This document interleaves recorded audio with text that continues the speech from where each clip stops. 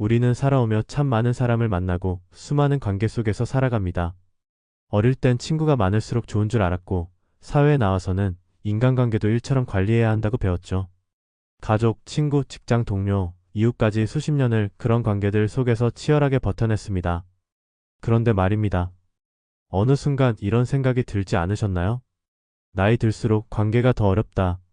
사람을 만나는 게 예전처럼 반갑지 않고 어떤 만남은 도리어 나를 지치게 만들고 관계를 유지하는 일이 점점 노력이 되는 순간들 말입니다. 60대 이후의 삶은요, 단순히 나이를 먹는 시간이 아닙니다. 이제는 진짜 나다운 삶이 무엇인지 고민할 수 있는 정리의 시간입니다. 그리고 그 정리의 첫걸음은 바로 관계에서 시작됩니다. 우리는 흔히 관계를 유지하는 것만이 좋은 일이라 여깁니다. 하지만 인생 후반에 꼭 필요한 건 모두를 품는 게 아니라 나를 힘들게 하는 관계는 조용히 놓아주는 용기입니다. 관계를 정리한다고 해서 꼭 누군가를 차갑게 밀어낸다는 뜻은 아닙니다. 내 마음의 여유를 되찾고 내 삶에 진짜 필요한 사람만 곁에 두겠다는 선택이죠. 오히려 이런 정리가 되어야 남은 인생이 더 따뜻해지고 평온해질 수 있습니다. 오늘 영상에서는 그런 정리를 도와줄 5가지 기술을 함께 나눠보려 합니다. 무례하지 않게 그러나 분명하게 상처 주지 않으면서도 내 마음을 지킬 수 있는 60대 이후의 지혜로운 관계 정리법입니다. 혹시 이렇게 생각하실 수도 있어요. 지금 와서 관계 정리한다고 뭐가 달라지겠어. 하지만 저는 이렇게 말하고 싶습니다. 관계는 곧 인생입니다. 어떤 사람과 함께 하느냐에 따라 남은 삶의 분위기와 감정은 완전히 달라질 수 있어요. 영상을 끝까지 보신다면 지금 내 옆에 어떤 사람을 남겨야 하는지, 그리고 어떤 관계는 이제는 보내줘도 괜찮은지 그 기준이 분명히 보이실 겁니다. 그럼 지금부터 60대 이후 인생이 가벼워지는 관계 정리의 기술 5가지 하나씩 함께 살펴보시죠. 관계 정리의 기술 첫 번째는 에너지를 빼앗는 사람과 거리두기입니다. 사람은 만나면 편안해야 합니다. 그런데 어떤 사람은 만날수록 괜히 기운이 빠집니다. 말은 많지만 내용은 온통 불평이고 상대 이야기는 듣지도 않으면서 자기 하소연만 반복하죠. 심지어 문제를 해결할 의지도 없이 늘 상황 탓, 남 탓만 합니다. 이런 사람을 심리학에서는 에너지 뱀파이어라고 부릅니다. 이들은 무의식 중에 타인의 감정 에너지를 소모하게 만듭니다.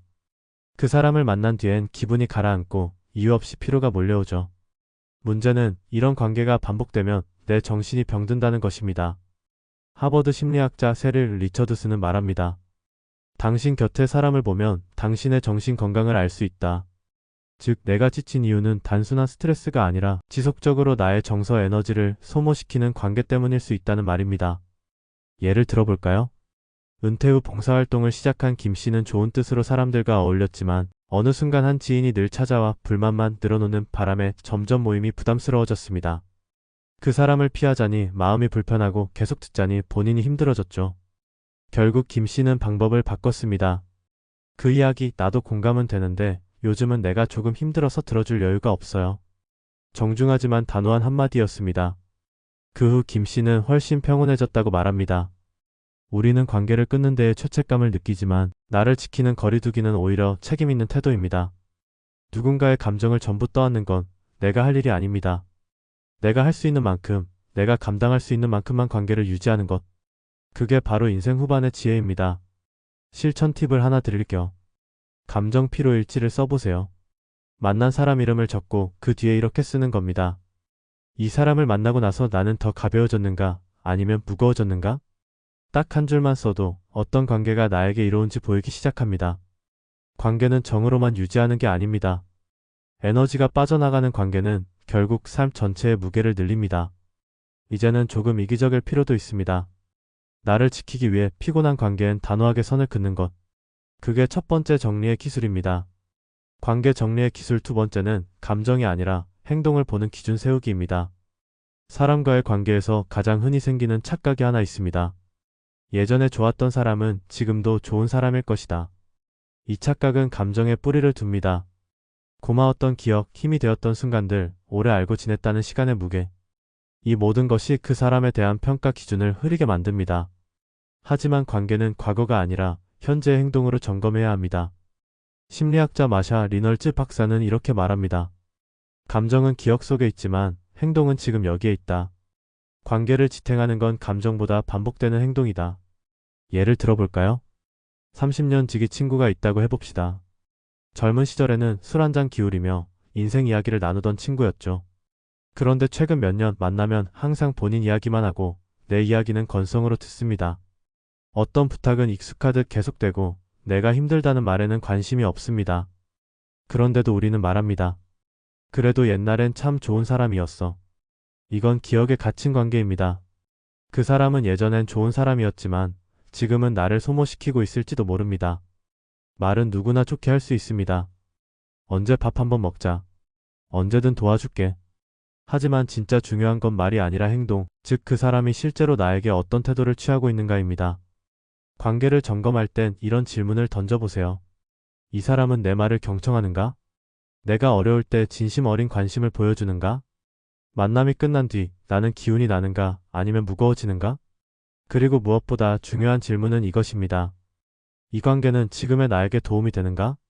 실천 팁 하나 드릴게요. 행동평가 카드를 만들어 보세요.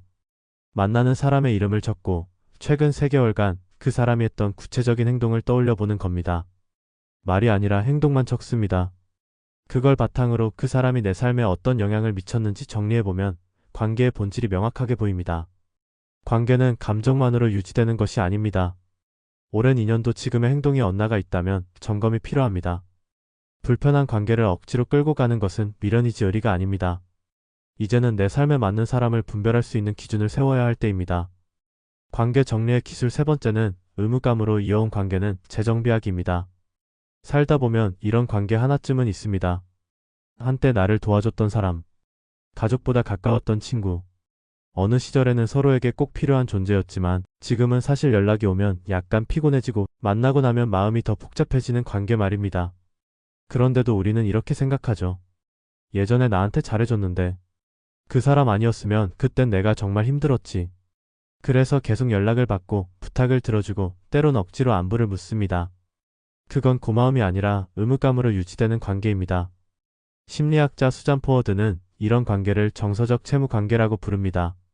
과거의 도움에 대한 빚을 갚기 위해 현재를 소모하는 관계는 결국 자기 자신을 희생시키는 방향으로 흐른다. 이런 관계는 대개 불균형을 동반합니다. 나만 계속 맞추고 나만 신경 쓰고 상대는 그저 과거의 공로를 들먹이며 당연한 권리처럼 굴기도 하죠.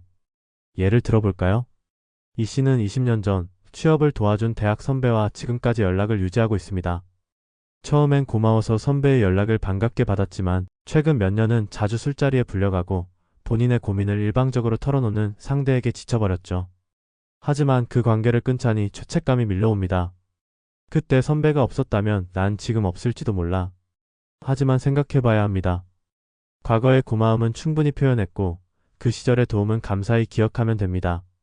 지금의 내 삶에 불편함을 준다면 관계도 재정비가 필요합니다. 관계에도 유통기한이 있습니다. 그 말은 누군가를 냉정하게 끊으라는 뜻이 아니라 지금의 삶에 맞게 관계를 조정하라는 말입니다. 조금은 덜 만나고 연락 주기를 조절하고 필요한 거리는 스스로 만드는 것이죠. 실천 팁 하나 드리겠습니다. 의무감 리스트를 작성해 보세요. 내가 이 관계를 유지하는 이유가 지금의 애정인지 과거의 의무감인지 한 줄로 써보면 의외로 명확하게 정리됩니다.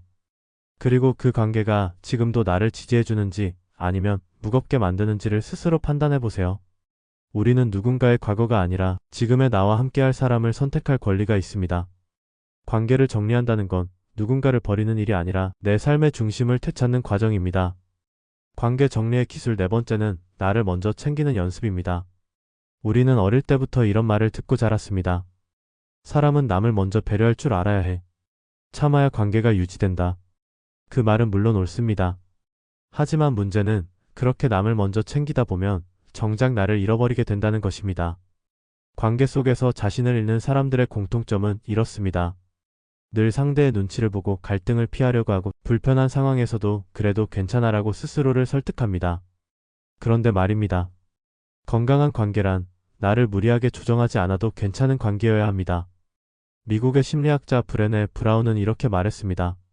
진정한 연결은 자기 자신을 존중할 때 시작된다.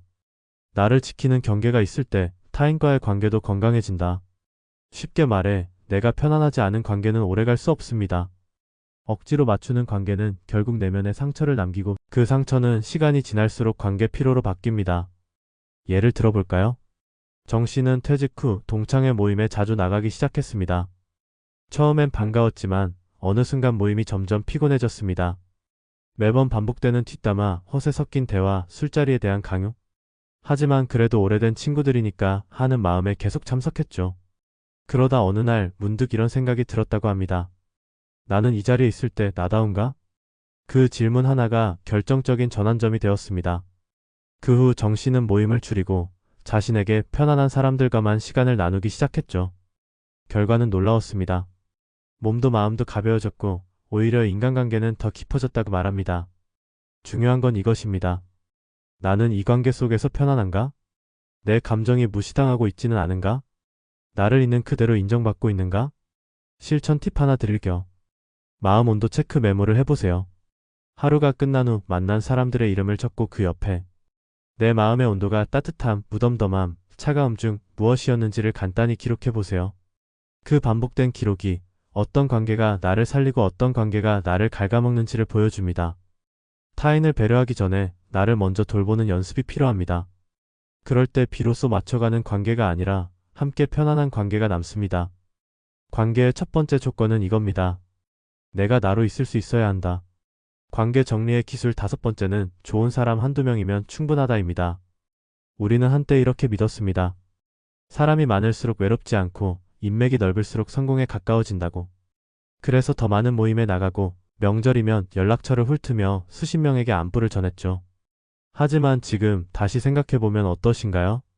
그 많은 인연 중 진짜 마음을 나눌 수 있는 사람은 몇 명이나 되시나요? 심리학자 로빈 덤바는 인간의 뇌가 깊은 친밀감을 유지할 수 있는 사람의 수는 최대 150명이라고 했습니다. 하지만 정말 감정을 공유하고 상호 지지를 나눌 수 있는 관계는 그중 단 5명 이내라고 강조했죠. 그리고 그 중에서도 진짜 마음을 열 수 있는 사람은 한두 명에 불과하다고 말합니다. 즉, 인간관계는 넓을 필요가 없습니다. 깊은 연결을 맺을 수 있는 소수면 충분합니다. 한 어르신의 인터뷰가 떠오릅니다. 70이 넘은 그분은 이렇게 말했죠. 살다 보니 결국 나를 걱정해주는 사람은 손에 꼽더라.